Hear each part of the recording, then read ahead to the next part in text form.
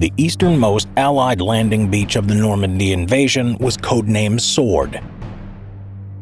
It was the responsibility of British Major General Thomas Gordon Rennie's 3rd Infantry Division, part of the British Second Army, and augmented by several special units that brought the total number of men who landed at Sword by nightfall up to nearly 29,000.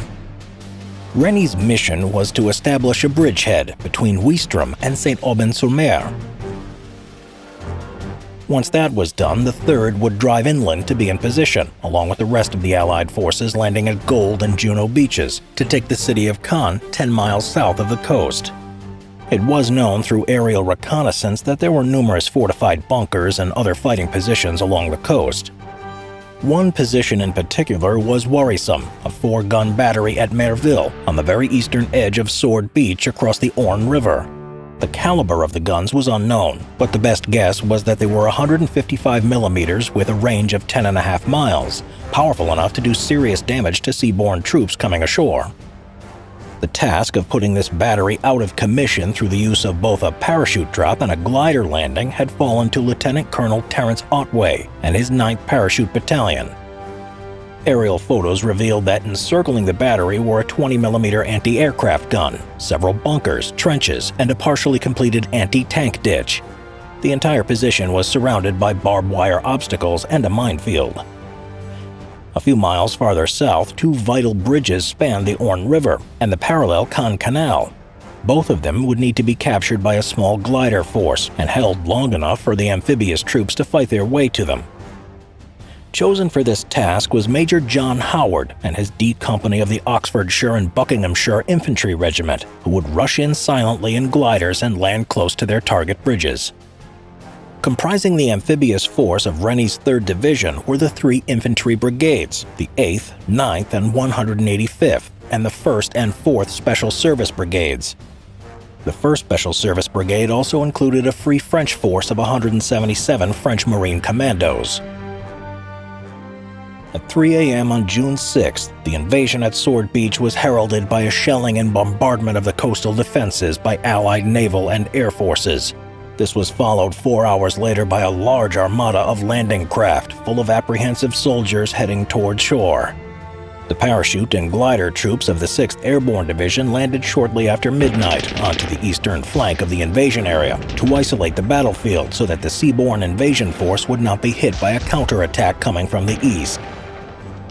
The bulk of the initial wave of seaborne forces landed at 7:25 a.m., led by the amphibious duplex drive tanks that began churning their way toward the shore. The tanks were followed by the 8th Infantry Brigade and by the Royal Engineers with their various odd-looking specialized vehicles that have been nicknamed Hobart's Funnies. Resistance on the beach was initially fairly strong, with wrecked vehicles piling up and casualties mounting. However, with most of their armored vehicles successfully landed, the British were able to quickly secure the immediate area. By 9:30, the engineers had cleared 7 of the 8 exits from the beach, allowing the inland advance to begin. British and French commandos encountered tough resistance in the seaside town of Ouistreham on Sword's eastern extremity, but were able to clear it of enemy strongpoints. As the struggle for the beachhead continued, the battles for the Merville Battery and Orne bridges were nearly over. The 9th Parachute Battalion's assault on the Merville Battery had not gone well. In fact, it had verged on disaster. Only 150 of the 750 paratroopers reached the battery. The rest were scattered for miles around. When Otway realized that no more men were going to suddenly appear, he ordered his men to assault the position. In the end, the battery was captured, but at a heavy cost, with 50 dead and 25 wounded. The remaining 75 paratroopers headed for their secondary objective, the village La Plante. The battalion, being too weak, only managed to capture around half of the village and had to await the arrival of the 1st Special Service Brigade later in the day to complete its capture. By contrast, Major John Howard's glider assault had gone off with barely a hitch. Within 15 minutes, the swift attack had succeeded, and several feeble counterattacks had been halted until the glider troops were relieved by the 1st Special Service Brigade at about 1 p.m. On the western flank of Sword, commandos of the 4th Special Service Brigade moved out to secure Lyon-sur-Mer and then link up with the Canadian forces at Juno Beach, but encountered strong resistance and were pinned down by heavy fire for several hours. Around the main landing area, the men of the 3rd Infantry Division secured Hermanville-sur-Mer and encountered increasing resistance as they slowly fought their way up the Perrier's Ridge. Congestion as more men, vehicles, and equipment arrived on the beach further complicated matters. It was gradually becoming apparent that the British would not be able to link up with the 3rd Canadian Infantry Division, necessary to protect the British right flank in an immediate assault on Caen. The British advance stopped when the 21st Panzer Division, based around Caen, launched the only major counterattack on D-Day. The division, with its formidable inventory of some 117 Panzer IV tanks, was intended for use as a rapid response force. In the morning of June 6th, however, its commander was in Paris and Rommel was in Germany. The division was unable to finalize orders and preparations for a counterattack until late in the day. 2 attacks were launched, east and west of the Orne. The eastern attack, carried out by the 125th Panzer Grenadier Regiment, was intended to destroy the Orne bridgehead, but was almost immediately stopped in its tracks by intense Allied air attacks and naval gunfire. To the west, a larger armored group initially fared somewhat better. Taking advantage of the gap between the Sword and Juno beaches, elements of the 192nd Panzer Grenadier Regiment were able to reach the coast at Lyon-sur-Mer by 8 p.m. Finding the coastal defenses there intact, they set about reinforcing them. By coincidence, 250 gliders of the British 6th Air Landing Brigade, on their way to reinforce the Orne bridgehead, flew over their positions. Believing that they were about to be cut off, the Germans decided to abandon their defense. The 2 counterattacks cost the 21st Panzer Division 50 tanks.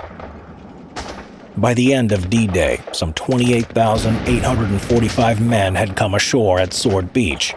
British casualties amounted to 630 men killed and wounded. On the German side, the losses were terribly high. The 716th Infantry Division was completely destroyed. The troops were either killed or captured. The exact number of dead and wounded is unknown. But what had started out as a well-planned and perfectly executed amphibious operation soon turned into an exasperating slog. The drive towards Caen quickly ground to a halt as the Germans put up a stubborn defense in the villages and fields north of the city. The British and Canadians failed to take Caen within 24 hours of the landings as they had hoped. The tanks of the 21st Panzer Division were soon joined by those of the 12th SS Panzer Division. 3 days later, the Panzer Lehr Division arrived and added its armored strength to the defense as well, effectively blunting the British advance toward Caen. In a further attempt to take Caen, Montgomery pressed the attack with the 7th Armored Division, but a detachment of Tiger tanks led by Michael Whitman halted them at Villers-Bocage on June 13th. It would not be until July 20th that the city, or what was left of it, was declared secured. An estimated 3,000 local residents were killed in the crossfire.